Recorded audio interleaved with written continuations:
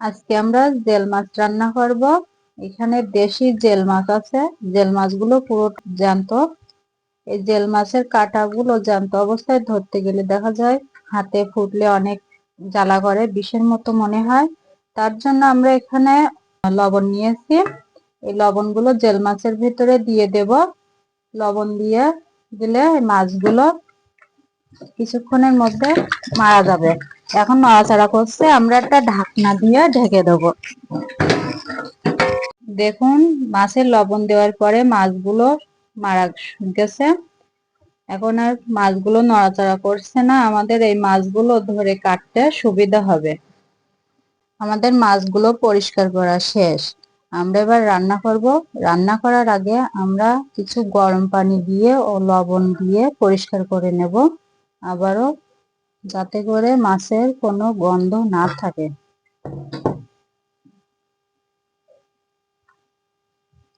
হাত দিয়ে এইভাবে গরম পানি দিয়ে কষলে কষলে ধুয়ে নেব।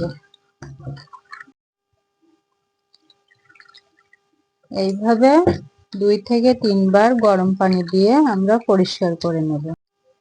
আমাদের মাছগুলো গরম পানি দিয়ে ধোয়া শেষ। আমরা এবার রান্না করার জন্য চুলায় চলে যাব। আমরা প্রথমে কিছু তেল দিলাম, তেলটা গরম হয়ে গেছে। এবার দিয়ে দেবো পেঁয়াজ কুচি। পেঁয়াজটা হালকা ভাজা হলে এর ভিতরে আদা রসুন দিয়ে দেব। আমরা পেঁয়াজের ভেতরে আদা রসুন দিয়ে দিচ্ছি। এখানে আদা রসুন একসঙ্গে বাটা আছে।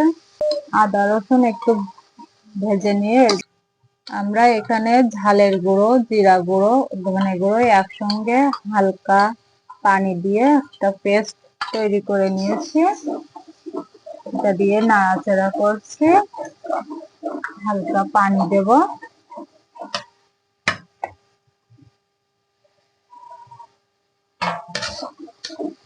এর ভিতরে লবণ দিব আর হলুদ গুঁড়া দেব। হলুদ গুঁড়া, স্বাদ মতো লবণ দিয়ে দিলাম। মশলা কষানোর জন্য আবারও কিছু পানি দিয়ে দিই। মশলাটা ভালোভাবে কষিয়ে এরপরে মাছ দিয়ে নাড়াচাড়া করব। আমরা এখানে কয়েকটা কাঁচামরিচ মাঝখান থেকে চিড়ে দিয়ে দিলাম। কষানো শেষ। আমরা এবার মাছ দিয়ে দিচ্ছি।